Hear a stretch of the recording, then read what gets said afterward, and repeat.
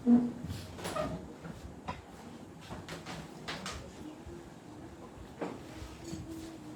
po sa ating technical difficulties. Yan po talaga hindi natin may iwasan sa mga ganitong pagkakataon ang mga ganitong klaseng difficulties po.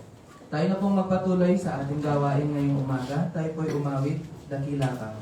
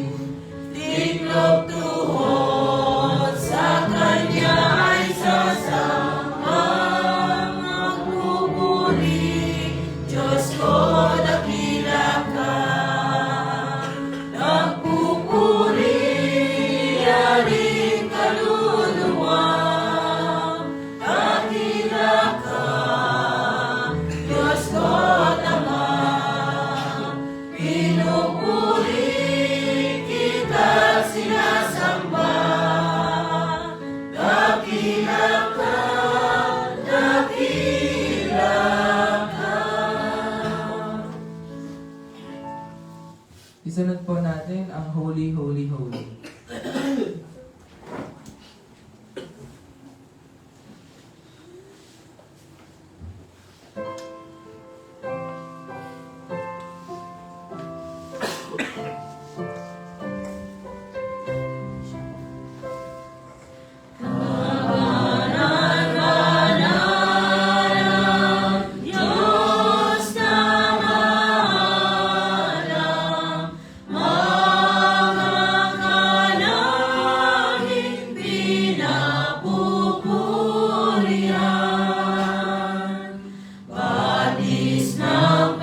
Pag-ibig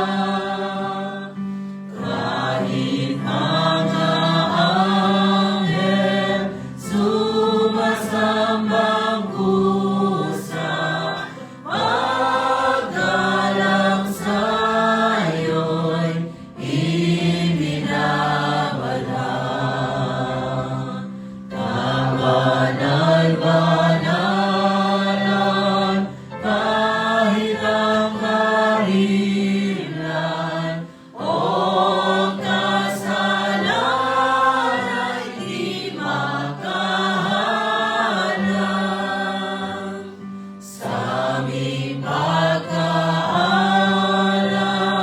ng iyong kaganapan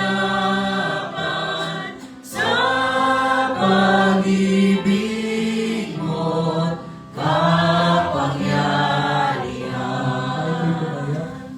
Kabanal-banalan, makapangyarihan, pinapupurihan ka ng iyong nilalang.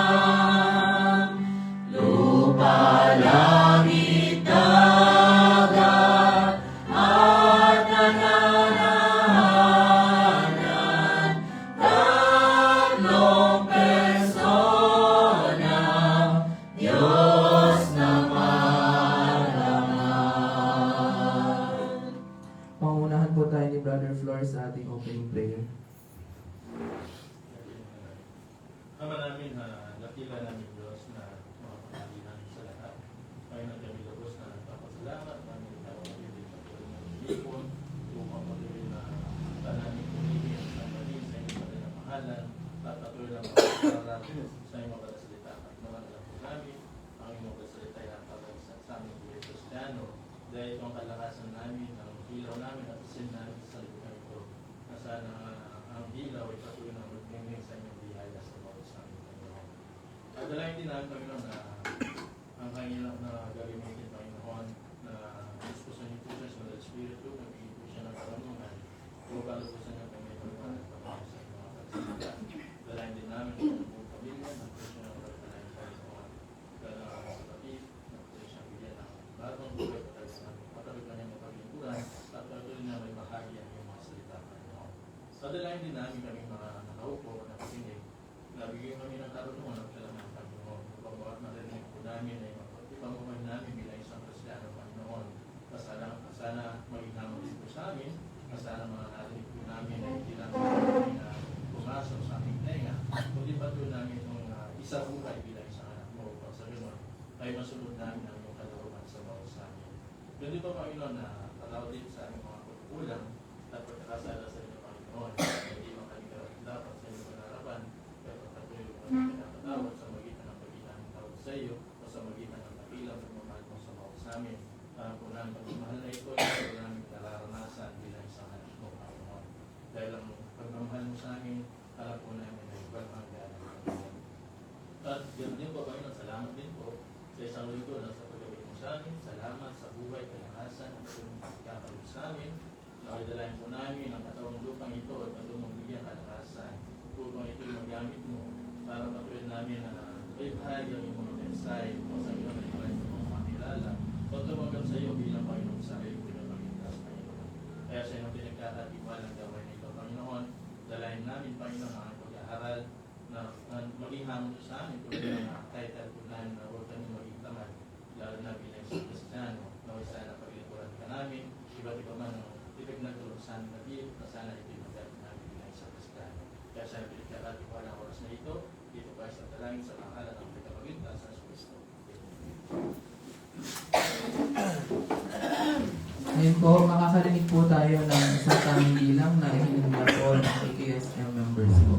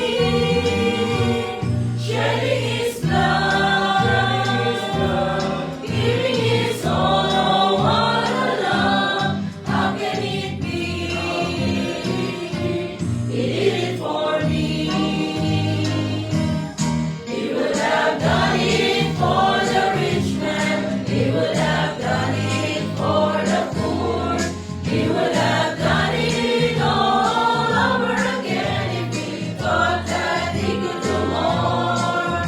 But Jesus gave his all that day when he died on Calvary. And he did it, yes, my Lord did it. He did it for me.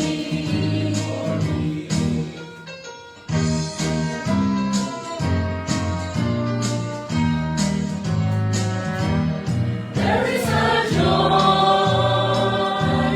knowing I serve a risen Lord. Now I am free. He's risen for me. Peace I have found, in spite of all I see around. Now I am free. He's risen for me. He would have done it for the rich man. He would have done it for the poor. He would have done it all over again if he thought that he could do more. But Jesus gave his all that day when he died on Calvary. And he did it, yes, my Lord did it. He did it for me. Jesus gave his all that day when he died on Calvary. And he did it, yes, my Lord did it. He did it for me. Yes, my Lord did it. He did it for me. So glad he did it. He did it for me.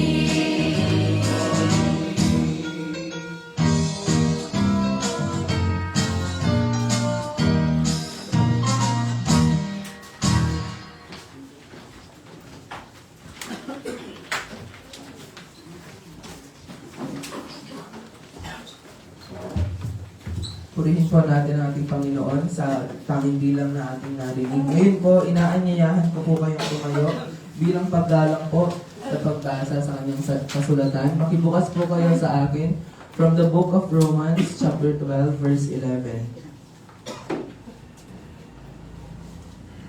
Babasahin ko po ito sa wikang Tagalog. Romans chapter 12, verse 11. Huwag mga tamad sa pagsusumikap, maningas sa espiritu, mapaglingkod sa Panginoon. Ngayon po, ihanda na po natin ang ating puso't isipan sa pakikinig sa kanyang salita. Tinatawagan ko na po ang ating tagapagsalita ngayong umaga, si Brother Romy de la Cruz.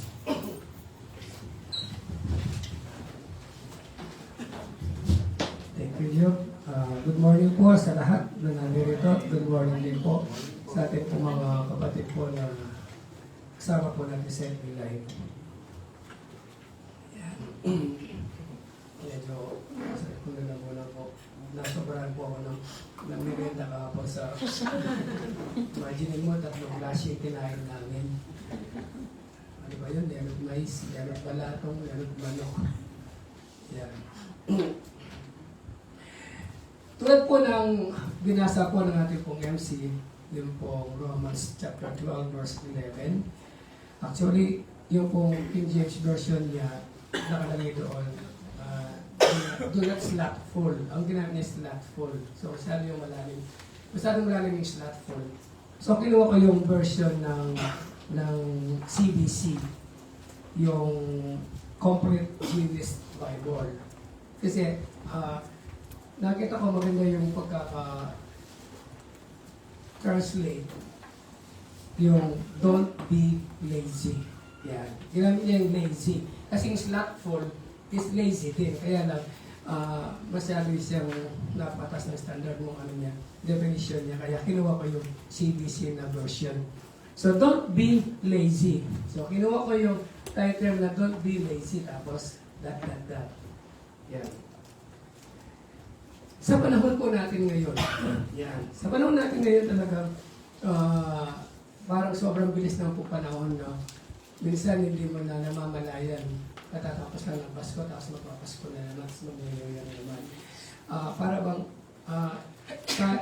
tayong mga nasa edad na, kung i-recall natin yung mga nauna nating panahon, parang noon ay napakatagal ng 1 taon po, di ba?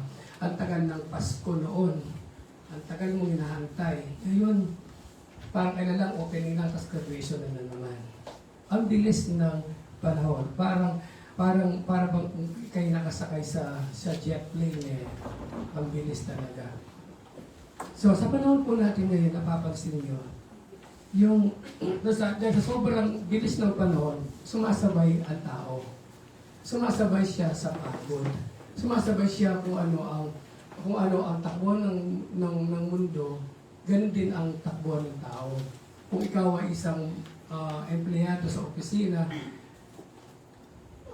katrabaho ka ng 8 hours, tapos pag uwi ka na gabi na matutulog ka na lang, then minsan pagising mo, yan na naman. Yung routine ba, ganun na lang, ganun.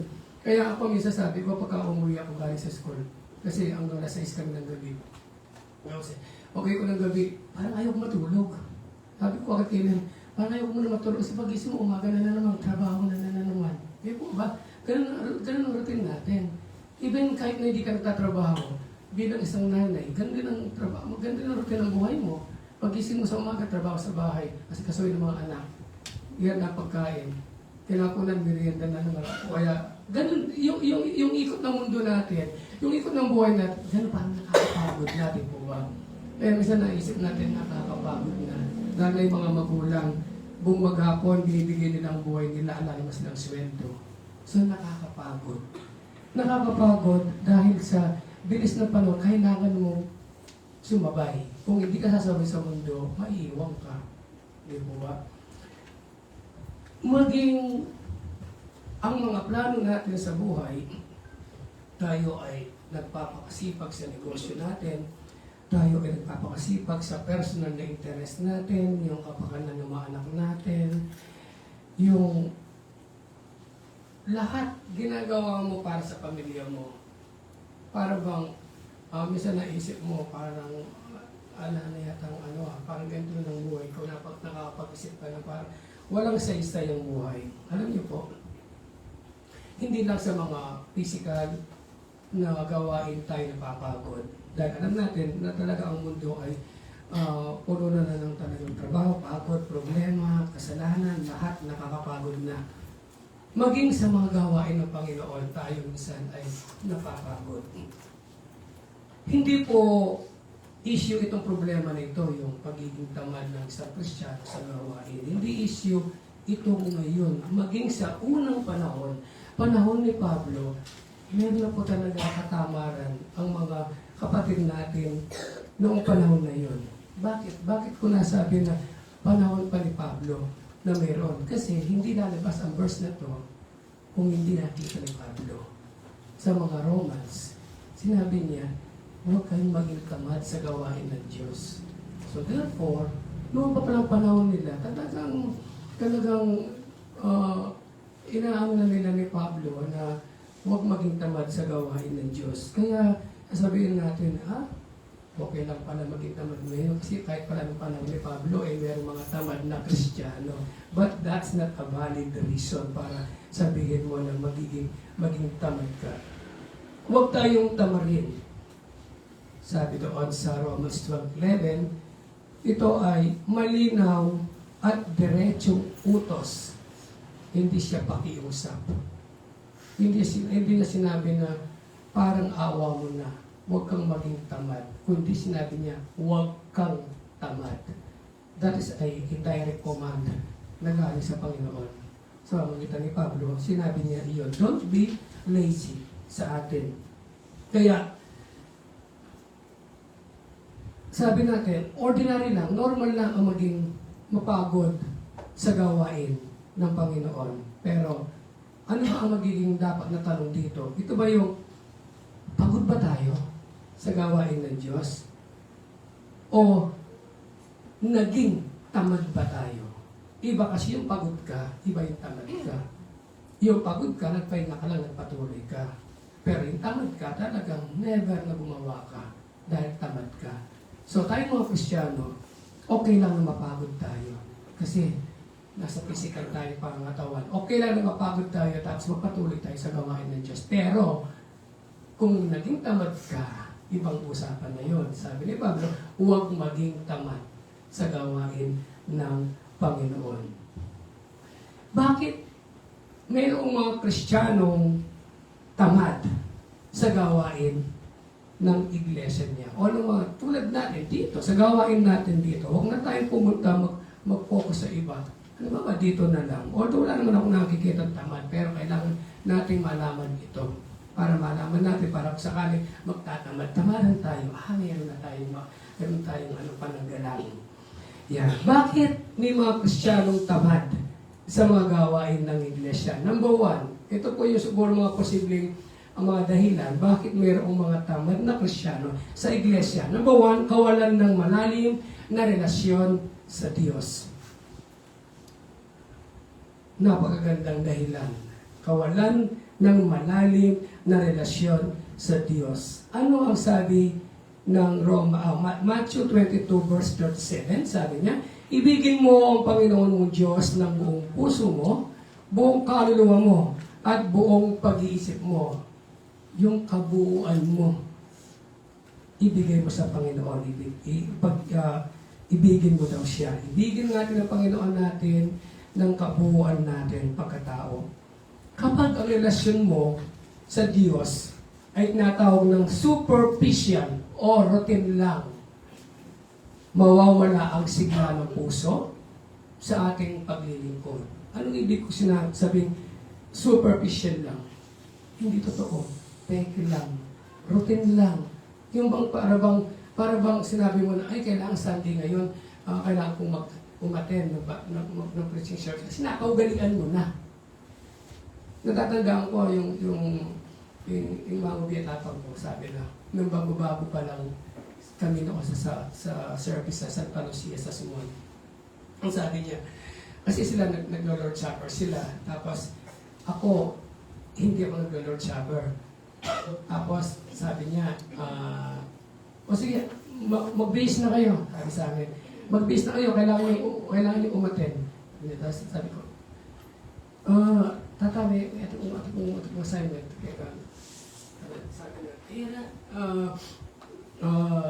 dapat na mag-attend mo kasi yun ang gusto ng Diyos. Dapat mag-attend mo. Sige, bless kayo. So, napipilitan lang kami na umattend. Wala sa puso namin. Because takot kami sa tatay, kailangan namin umattend. Tapos siya hindi a-attend. At sabi niya, okay lang na kayo umattend, ako hindi na. Minsan may ganun siya eh. Yung bang, okay lang sa kanya na umattend kami, yung mga anak niya, tapos siya hindi a-attend. So, anong puntos ko dito? Ang point ko dito ay yung umattend ka, pero mababaw ang relasyon mo sa Panginoon. Dapat, nawawala yung lalim na relasyon mo sa Panginoon. You are attending churches, you are attending activities, but then, ang puso mo malayo. Yun natawag, sinasabi ni Matthew, na ibigin mo ang Panginoon ng buong puso mo, ng buong buhay mo, ng buong kaluluwa mo. Wala kang ititira. Pag binigay mo ang antay mo sa Panginoon, do it. Gawin mo para sa Kanya. Hindi yung walang kalalim-lalim na relasyon ang binibigay mo sa Panginoon. Yan. Kung ang puso mo, sabi niya, ay malayo sa Diyos, natural, magiging tamad ka. Di po ba? Magiging tamad ka talaga kasi malayo puso mo eh. You're just doing the attending activities just for the sake of nainganyo ka lang, inaya ka lang ng kaibigan mo o ng kamag-anak mo o ng magulang mo. Pero malayo ang puso mo sa Diyos. Parang ano lang yan. Lahat tayo ay may cellphone po, di ba? Lahat tayo may cellphone. Lahat tayo may charger. Ako madalas ko ginagamit ito o ginagawa ito. Pag nakahiga ako, lobat ang cellphone ko, naka-charge. Although sabi na bawal daw yun. Naka-charge ang cellphone ko while using my cellphone. So ginagamit ko ang cellphone ko habang naka-charge. Tapos magugulat na lang ako. Nalobat na pala akong bigla. Kasi nga pala, nakalaylay yung hindi naka-fit yung charger ko. Kaya inisip ko, fully charged na. Hindi ko pala siya charge. Fully charged. Ibig sabihin, nalobat. Lalo, na alam ko, nakasaksak naman yung cellphone ko sa outlet. Ganun ang Kristiyano. Ganun ang relasyon natin sa Diyos. Umaattend tayo, lahat ng gawain tinaatinan natin, nagbabasa tayo ng Bible, nakikinig sa sermon ng mga speakers natin, kasali tayo sa ministry. Pero, talagang hindi tayo nakakonect sa Panginoon. Yung parang charger, na alam mo, nakasaksak siya sa outlet, pero walang power na pupunta sa cellphone mo kasi naka-unplug pala siya or naka-lose siya. Iniisip natin mga Kristiyano ay punong-puno tayo ng espiritual sa katawan natin.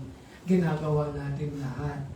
But, hindi natin alam na talaga pala kung susuriin natin ang ating puso kay Kristo, ginagawa lang pala natin itong mga bagay na to nang walang kabuluhan. Dahil ang puso natin ay malayo sa Panginoon. Hindi tayo talaga pala totoong konektado sa Panginoon. Umaattend ka dito dahil lang siguro kasama mo pamilya mo. Pero isipin mo, sana umaattend ka dito, ginagawa mo to para sa Diyos, hindi para lang dahil gusto mong ayaw mong ipahiya yung nag-invite sa iyo para umattend. So, yun ang number one natin. Yun yung dapat meron tayong malalim na relasyon sa Panginoon. Alamin natin na dapat nakakonect tayo sa Panginoon. Lahat ng ginagawa ba natin na ito ay talaga bang sa puso natin galing? Hindi ba ito galing sa kung ano man dahilan ito? So, tayo lang ang nakakaalam. And supporting verse doon ay yung John 15:5. Alam po natin yan, nakuha po rin ng ubas. Sabi niya, kayo ang mga sanga, sapagkat kung kayo hiwalay sa akin, ay you can do nothing. Iniisip natin, nakakonect tayo sa Panginoon eh. Iniisip natin, sanga tayo ng puno ni Jesus. Pero hindi natin pala alam, natutuyot yung sanga natin sa kanya kasi nakakat siya ng konti. Hindi tayo talaga totally nakakonect sa Panginoon. Kaya, subukan or hingin natin sa Panginoon na lalimin natin ang ating relasyon sa Panginoon. Siguraduhin natin na ang charger natin ay nakasaksak, nakafit sa outlet para makasiguro tayo na ang kuryente ay dadaloy sa cellphone natin para makita natin na ma-fully charge siya. Ganun din ang spiritual natin. Alamin natin kung talagang nakakonect tayo sa Panginoon para malaman natin na talaga tayo ay para sa Panginoon. Number 2, dahilan bakit siguro tamad ang mga Kristiyano sa gawain ng Diyos ay dahil sa pagod o stress sa buhay. Yun ang number 2. Pagod o stress sa buhay. Madalas, tamad ang tao sa simbahan o sa mga gawain ng Panginoon dahil sa pagod sa trabaho, pagod sa pamilya, pagod sa personal na buhay, nauubos ang oras at energy niya sa paglilingkod. So wala na tayong time. We do not have any more time for Jesus, for the activities. Wala na tayo. Sabihin mo, pagod na ako eh. Hindi ko na nga mahihakbang ang aking paa sa sobrang pagod. Hindi ko na nga maidirit ang aking mata sa sobrang puyat. Yun ang nagiging dahilan. Bakit? Ibang dahilan yon para tayo ay tamarin sa gawain ng Diyos. Kahit anong gawin natin sa buhay, wala tayong mapapala. Isipin niyo ang isang tao na nag-igib sa isang malalim na balon na mayroong timba. Kahit anong gawin niya, pagod siya sa kakababa ng timba, ng pail na yon para kumuha ng tubig, tapos iangat niya kasi buhos niya sa kanyang lalagyan. Inabot siya ng ilang minuto at hindi niya napupuno ang timba. Until he realized na butas pala sa ilalim yung timba. So no matter ang effort na gawin niya, hindi mapupuno ang timba kasi tumatagas lang, lumalabas yung tubig sa ilalim ng timba. Ikaw, tayo, sa palagay natin ay pagod na tayo. kahit na anong gawin natin sa buhay natin, lahat ginagawa natin, lahat nauubos ang energy natin, nauubos ang sariling lakas natin. Pero, anong nararamdaman natin? Pagod lang. Wala tayong ginagawa para kay Kristo. Lahat ng physical materials na ginagawa natin, nagpapakapagod tayo doon, walang kwenta na yun sa Panginoon. Kung saan ang iyong pagod na yon, yung effort na ginagawa mo na yon, ay ginagawa mo sa gawain ng Panginoon. And I'm 100% sure matutuwa pa ang Panginoon sa iyo or sa atin. So, gaano ka man kasipag, gaano man karami ang ating pagsisikap, hindi napupuno ito. Hindi mapupuno ang pangangailangan natin. Dahil may plus na pinapagod natin na sarili natin, dumadagdag, lumalaki ang responsibilidad natin. Sa gawain ng Panginoon, nagiging tamad tayo kasi minsan, dahil napupuno na nga tayo, wala na tayong time, sabi ko, Panginoon, wala na ako kung time sa gawain mo. Minsan may gawain tayo, hindi ka nakaka-attend. Okay, sasabihin mo, very important siya. Hindi ako makaka-attend kasi nga talagang ganito. Nung pong kami sa DepEd namin, dati noon, hindi kami nakaka-attend ng mga gawain kasi nga minsan may seminar kami. Tapos ngayon ginawa ng DepEd ay naglabas yun ng hindi na tayo pinapayagang mag-seminar within regular days. Tama po ba? Ito pa yung lalong pagsubok ang binigay niya sa amin. Binigay sa amin ang memo ng DepEd is we can only attend the seminar during weekends, Saturday, Sunday.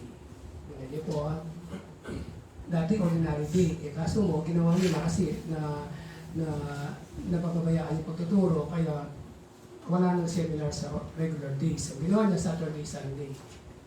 So, kung ikaw na isang teacher na meron tayong seminar sa Sunday, tapos may gawain tayo, siyempre, it would be hard for you para mag-desisyon ka kasi ito seminar na kailangan mong tugunan o kailangan you have to comply the DepEd na kasi yun ang trabaho natin. But then, nasa decision naman natin. Kaya ako nga, sabi ko, di na ako ma-attend mula noon. Kasi ayoko na magparak, sabi ko. Di na ako ma-attend ng seminar. Pagka pina-attend ako ng seminar, hindi, ayoko. I decline the seminar. Kasi nga, araw ng linggo, araw ng Sabado, pinay pati pag-test ng Civil Service Commission. Linggo siya. So, talagang tinatapat talaga. Para pag sinusubok ang ating pananampalataya. Di po ba? So, pero pagka inuna mo ang Panginoon, yan ay ibibigay niya.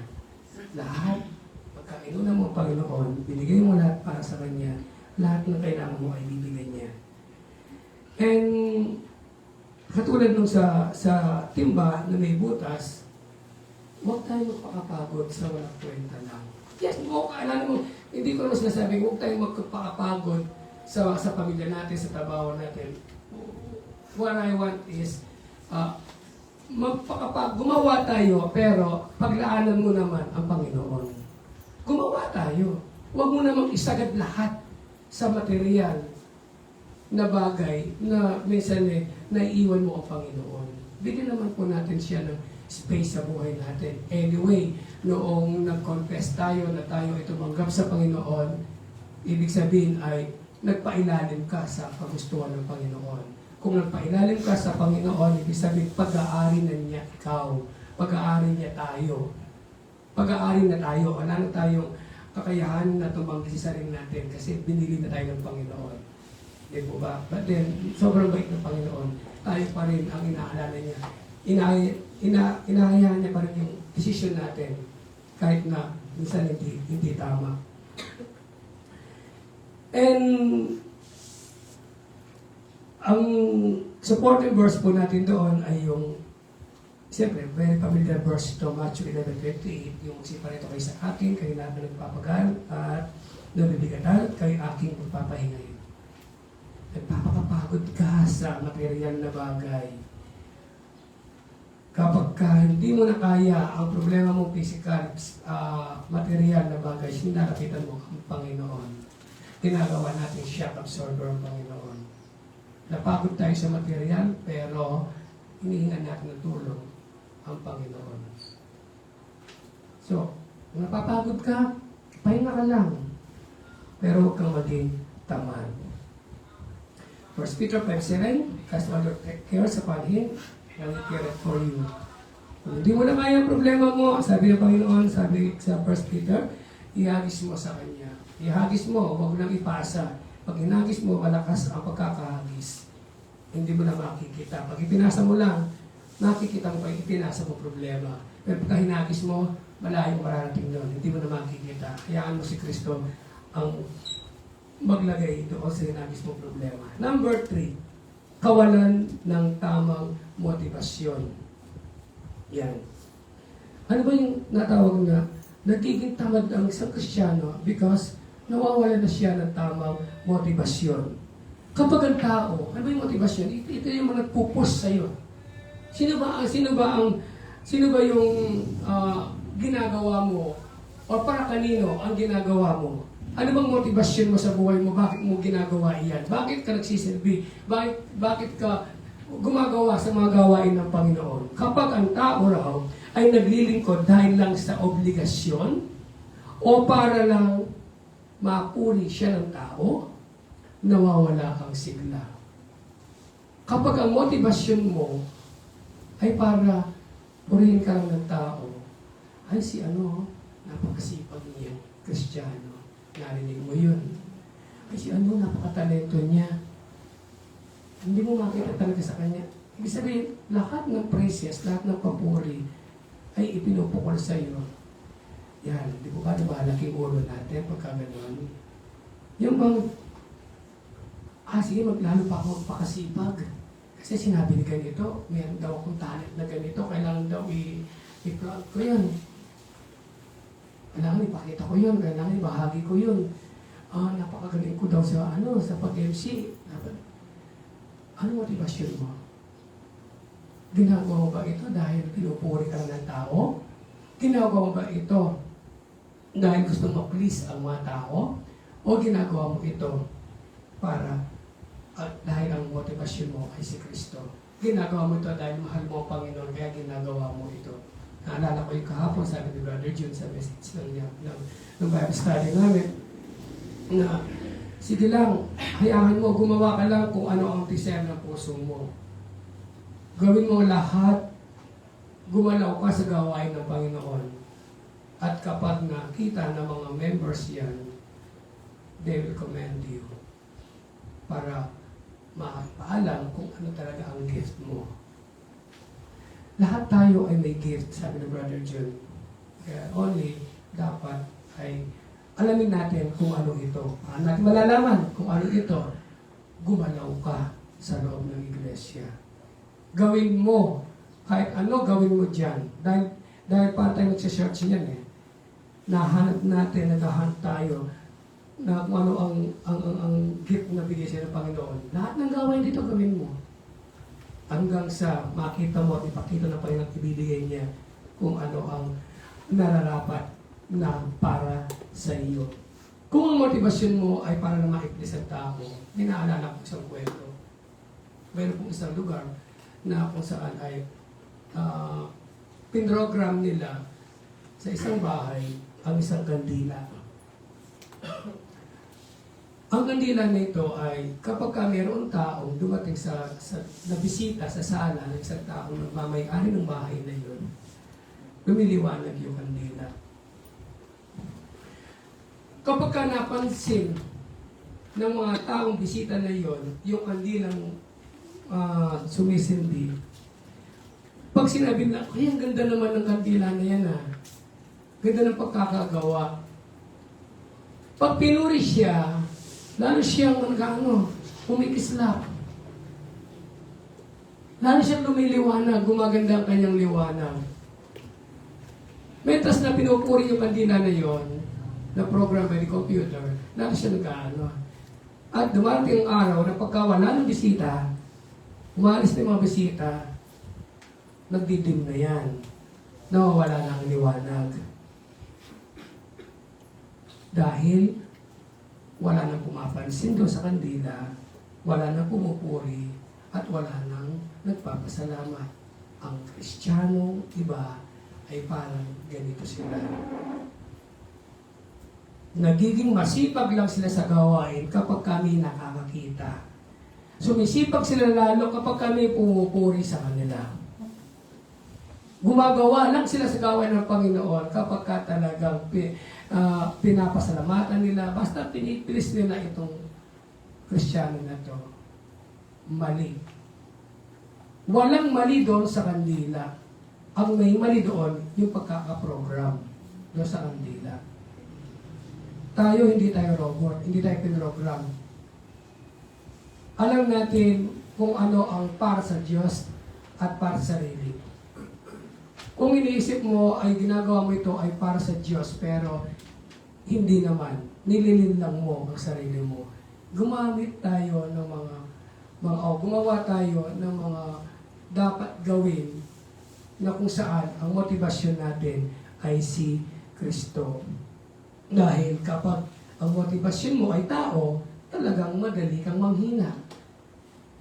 Pag wala na pumupuri sa iyo, wala nang nagtiplis sa iyo, nanghina ka na hanggang sa mawala ka na at lulubog ka na sa gawain ng Panginoon. Pero kapag ang motivasyon mo ay ang Diyos, kahit walang nakakakita, tuloy ang paglilingkod. Kasi ang motivasyon mo ay si Kristo. Kaya po ba? Hindi ang tao. So, 14 verse natin, Colossians 3:23. Sabi doon, anuman ang inyong ginagawa, gawin ninyo ng buong puso, na gaya ng sa Panginoon, at hindi sa mga tao. So, ito ay isang babala sa mga Kristiyanong tulad natin, na kapag gumagawa tayo sa gawain ng Panginoon, let us not do this work for the sake of man, hindi sa Panginoon. Yun ay isang babala. Galatians chapter 1 verse 10, sapagkat kung ako, sabi ni Pablo, nagpapalugod pa sa mga tao, ay hindi ako magiging alipin ni Kristo. Napakalinaw na sinabi dito. Sabi ni Pablo, kung ako, umaasa lang ako sa papuri ng tao para gumalaw sa gawain niya, hindi ako karapat-dapat na maging alipin ni Kristo. Yun ang sinabi niya. So, kung dapat pag gumalaw tayo, hayaan natin ito ay para sa Diyos, hindi para sa tao. Number 4, kaya tinatamad ang mga Kristiyano sa gawain ng Diyos dahil sa pagkakaroon ng iba't ibang prioridad. Yan. Lahat tayo ay may priority sa buhay. Lahat tayo ay may layunin tayo sa buhay. Lahat tayo ay may objective sa buhay na gusto natin ito pa rin. Lalo na yung mga kabataan pa. Pero, itong prioridad na ito ay nagiging hadlang para ikaw ay tamarin sa gawain ng Diyos. May mga Kristiyano na inuuna ang sariling interest, tulad ng sa negosyo, libangan, personal na layunin kaysa sa gawain ng simbahan. Ay, sandali muna, kuya. Hindi ako makaka-attend kasi 18th birthday ng best friend ko. Eh, ganun pa, di ba? Ay, sandali. Ninong ako eh. Sa kasal. Eh, araw pa naman ng linggo yun. Ay, sandali. Nagpaluto dahil businessman ka. Nag-online selling ka. Sandali, ni-order ako ngayon. 10 tab. Sayang din yun. Alam naman ng Panginoon yun. Hindi po ba? So, anong priority mo sa buhay? Ang priority mo ba sa buhay? Ang tao, ang sarili mo, o ang Diyos? Para tayong tayo lahat ay mahilig sa buffet. Tayo ay mahilig sa pagkain. Imagine ninyo tayo lahat dito. ay nasa buffet. Siyempre sa buffet, maraming handa yan. Ako sa buffet, ang inuuna kong hinahanap yung vegetable salad. Kailangan na mo doon. Pero meron talaga mga tao na kung ilang courses iyon, nilalatag niya lahat sa kanyang plate. Tama po ba? Yan. Lalo na kung wala nang balikan. Talagang kukunin mo na lahat yun para ilagay ito sa plate mo. Ang siste, ganito. Kumain ka, pinuno mo ang plate mo, may naiwan. Merong sobra. Naubusan ng iba, merong hindi kumain. Pero hindi na punto ko yung may hindi kumain. Ang punto ko dito yung sumobra sa plate. Nasaan si Kristo sa plate? Minsan, sa buhay ng isang Kristiyano, sa sobrang dami ng ginagawa natin, na parang ito isang plate. Napupuno ng prioridad ang plate natin. Sige, nilagay mo si Kristo sa plate mo, pero hindi mo siya inuna. Dahil sa pagkain, meron tayong unang gusto natin kainin at meron tayong gustong ihuli. Siyempre, yung dessert. Pero meron mga tao, lalo na ako, si Renato, mahilig kami sa matamis, inuuna namin yung matamis. Yung dessert bago mo yung main course. Ano ibig sabihin dito? Sa sobrang dami ng priority natin sa buhay, naiiwan si Kristo sa plate natin. Hindi natin alam kung ano pa-priority natin sa plate na yun. Hindi natin alam kung anong uunahin natin kainin. Minsan, doon sa gitna, nandoon, nilagay mo kasi si Kristo sa gitna ng buhay mo. Pero hindi mo siya ginalaw. Iniwan mo siya sa plato. O, nasa ang priority mo ngayon? Inuna mo yung nakapaligid na pagkain, na iba't ibang priority ng buhay mo, na kung saan ay dapat unahin mo yung sentro na si Kristo. Kaya tuloy naiwan sa plate ng buhay natin si Kristo bilang isang mananampalataya. Kaya pagkakaroon ng iba't ibang prioridad. Marami tayong gustong gawin sa buhay. Yes, hindi ko naman kinocontest yun na meron tayong priority sa buhay. Pero sabi nga, gawin naman natin yung plato ng buhay natin ay siguraduhin natin nandoon si Kristo at ginalaw natin, kinain natin. Huwag natin hayaan na sinentro natin si Kristo sa buhay natin pero hindi mo kinain, hindi mo ginalaw, hindi mo binigay ang buhay mo sa Kanya. Kaya tuloy, ang priority mo, lumalabas, wala si Kristo sa buhay mo. Puro materials ka lang. Okay po? Ang supporting verse natin doon, sabi niya ay Matthew 6:33. Siyempre, sabi niya, kung hanapin mo muna si Kristo, huwag na muna asikasuhin yung mga priority na yan. Ibibigay naman ng Panginoon yan, di po ba? Ibibigay natin ng Panginoon. Manahin lang natin si Kristo. Anong nakita natin istorya sa Lucas chapter 10 verses 41 to 42? Si Maria at saka si Marta. Sino yung aligaga sa trabaho at sino yung nasa paanan ni Kristo. Sabi sa 10:41, Marta, Marta, nababahala ka at nag-aalala ka sa maraming bagay. Ngunit isa lamang ang kailangan. Si Maria ay piniling mabuting bahagi. Si Marta ay busy sa lahat ng walang kwentang bagay. Si Maria ay busy sa Panginoon. Sino pipiliin mo doon? Magpaka-busy sa walang kwentang bagay or magpaka-busy sa paanan ng Panginoon na ibigay ang ating sarili. Number 5, kakulangan sa pagpapahalaga sa sariling gawaing espiritual. Ito na po. Yan. Kaya ka tinatamad kasi hindi naman ako pinapansin eh. Yan. Dahil naman ang ginagawa kong servisyo sa Panginoon, hindi ako pinapansin ng mga kapwa o Kristiyano. Nagiging self-pity ka. Dahil, iniisip mo, ang mga kapwa Kristiyano mo, pahalagahan yung ginagawa mo. Yung bang, you want them to give the importance of what you are doing in God's ministry. Kasi kaya hindi ko pinapansin kasi taga ano lang ako taga ayos na ako ng upuan. Kasi kaya hindi ko pinapansin, taga-walis lang ako ng flooring ng church namin. Kaya parang hindi ako parang bang hindi ka kasama sa company.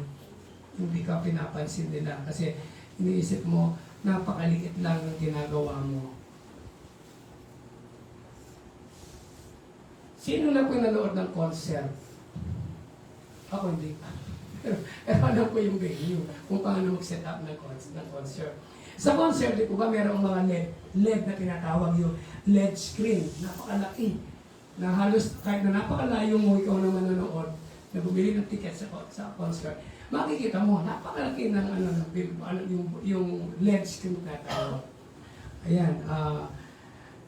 Yung LED screen na yan, binubuo yan ng mga pixel. Yan, alam na po ng mga kasama natin dito, yung pixel na yan. Yung pixel ay maliliit lang yan. Maliliit na square.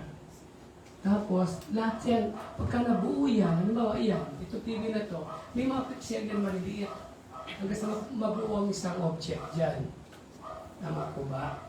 Ngayon, kapag isang pixel lang ang nawalan o nasira, o halimbawa, nasa gitna yung isang pixel na nasira, hindi umiilaw yung pixel na yun. Ano mangyayari? Makikita ng audience na yung puti sa loob, doon, behind that pixel.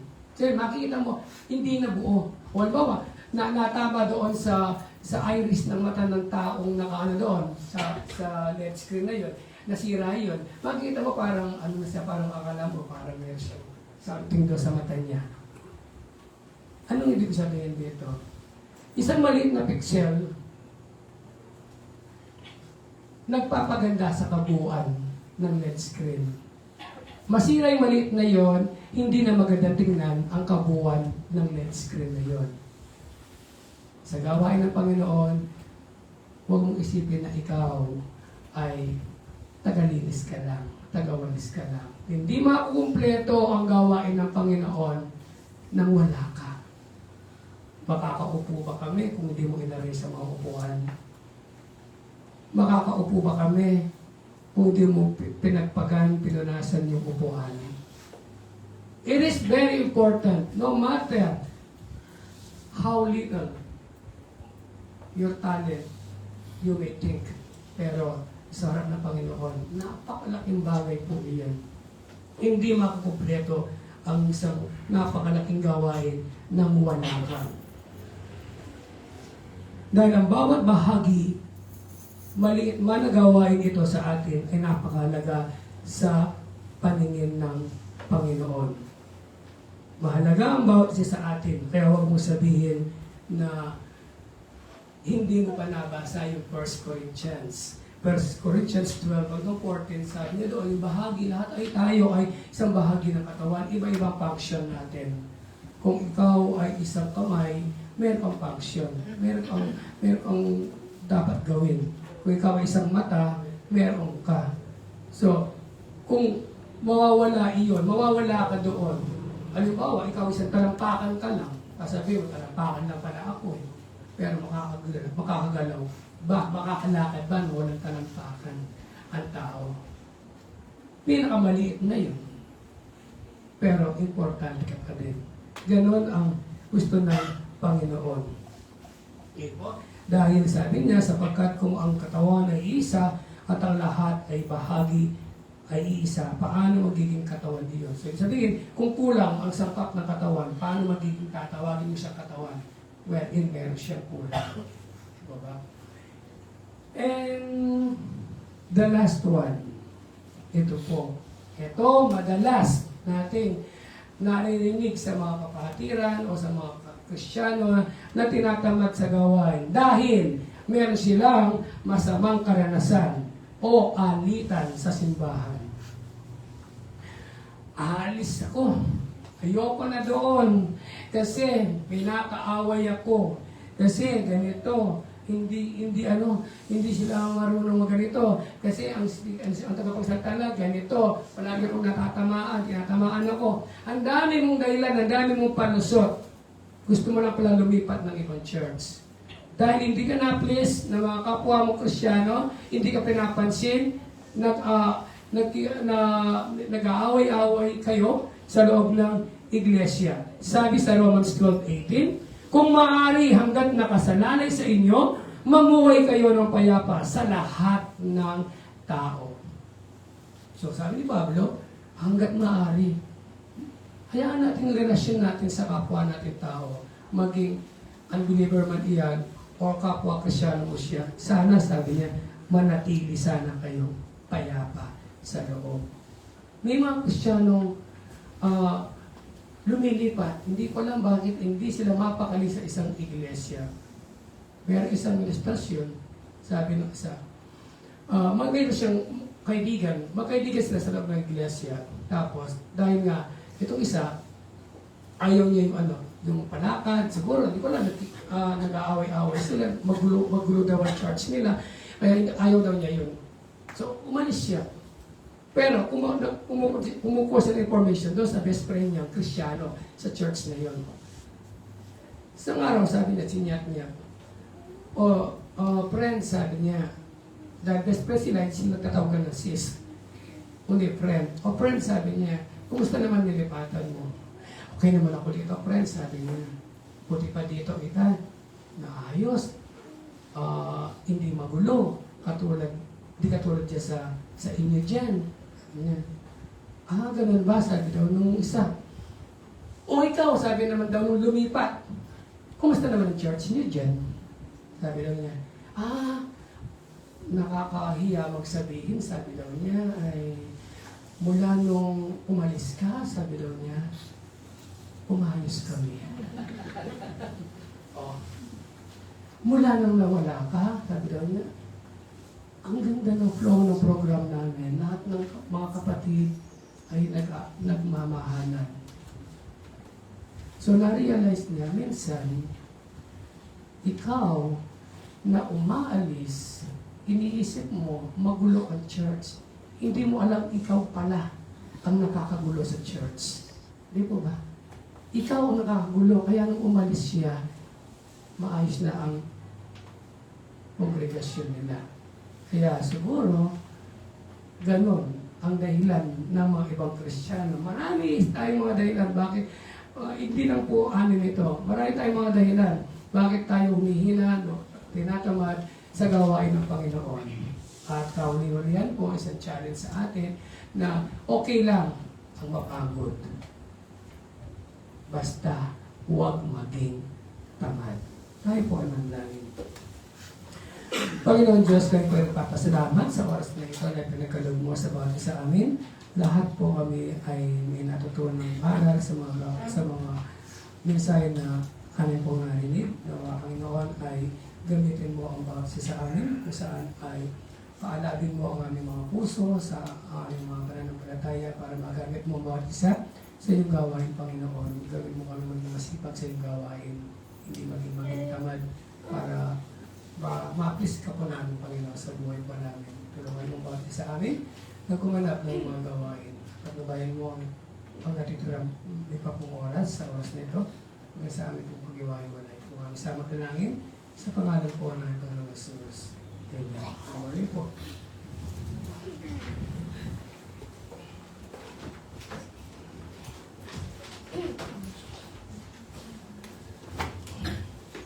Naway naging hamon po sa bawat isa ang mensaheng ating narinig. Bilang pangwakas po, tayo po ay umawit, gumawa. Aawitin po natin ito sa acapella.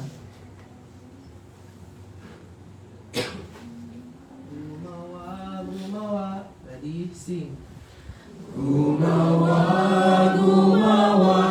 tayong lingkod ng Diyos, sa daang iniatas tayo'y sumunod. Baguhin ang lakas sa yamang kaloob, at kung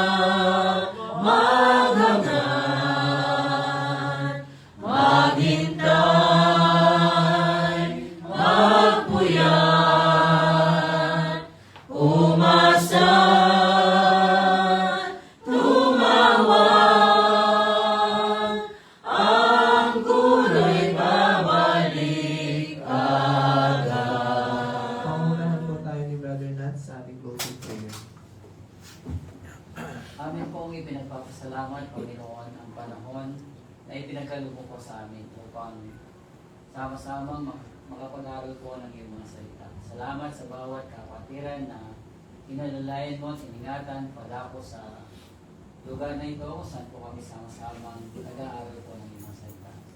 Salamat sa bawat isang nagbigay po ng panahon upang makarinig at makapag-aral ng iyong mga salita. Salamat din po sa aming kapatid na iyong itinayo sa likuran ng pulpito na ang katalinuhang ipinagkaloob mo upang maipahayag ang mahalagang mensahe na gusto mo pong marinig ng bawat isa. At dahil dito, dalangin po namin na ang mensahe ito na gusto mong marinig ng lahat ay madala pa uwi at makaragdag sa kalamang spiritual ng bawat isa po sa amin. Maraming salamat po sa iyong pag-antabay sa amin habang nag-aaral po ng iyong salita. Salamat sa katahimikan, salamat sa gabay ng Banal na Espiritu. Sa iyo po lagi ang kapurihan, sa iyo lagi ang karangalan, sa iyo ang papuri at sa pangalan po ng aming mga anak si Jesus. Doon na po nagtatapos ang ating preaching service. Muli po, isang magandang umaga po sa ating